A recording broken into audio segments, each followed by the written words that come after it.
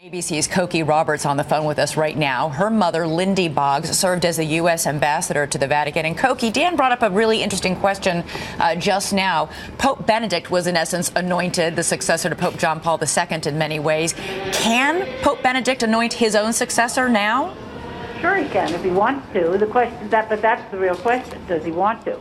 The fact that we have this resignation, this very surprise and shocking resignation, as opposed to a death of a pope, means that we have an odd period of time before the conclave. You know, usually there's a long period of mourning, which is also a time for politicking among the cardinals.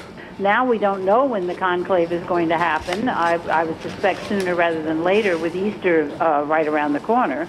And I think that the politicking time period is probably going to be shorter than usual, and that will have an effect. Well, you talk about the politicking. There was always a saying that the rumor mongering among the different Vatican watchers begins about who will be the next pope the minute the previous pope is sworn in. In other words, that all that jockeying for position and prominence begins the moment a pope is elected for the next assignment. Who are the names that have emerged in the last 8 years that we've had Pope Benedict leading the church as to who might be his successor? Well, the whole argument is always over whether it's going to be a progressive, quote unquote, or a conservative.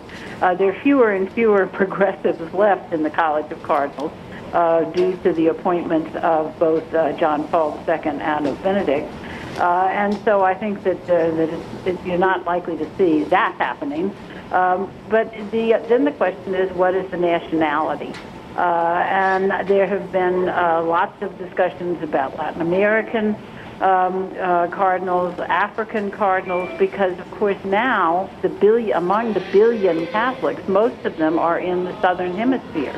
And that is, of course, a huge change, a shift in the politics of the Church and the makeup of the Church.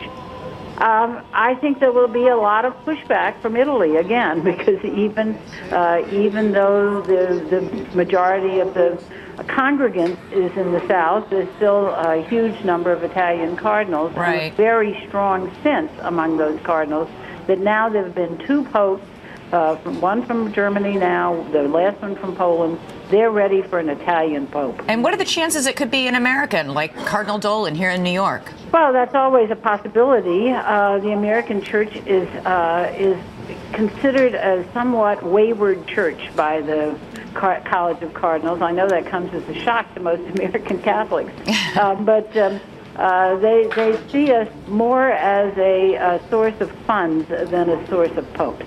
Ah, well, interesting perspective. All right, Cokie, we'll touch back in with you throughout the day as this story develops. Obviously, this is going to be something that we're going to be following in the next weeks. The conclave will be assembling pretty quickly.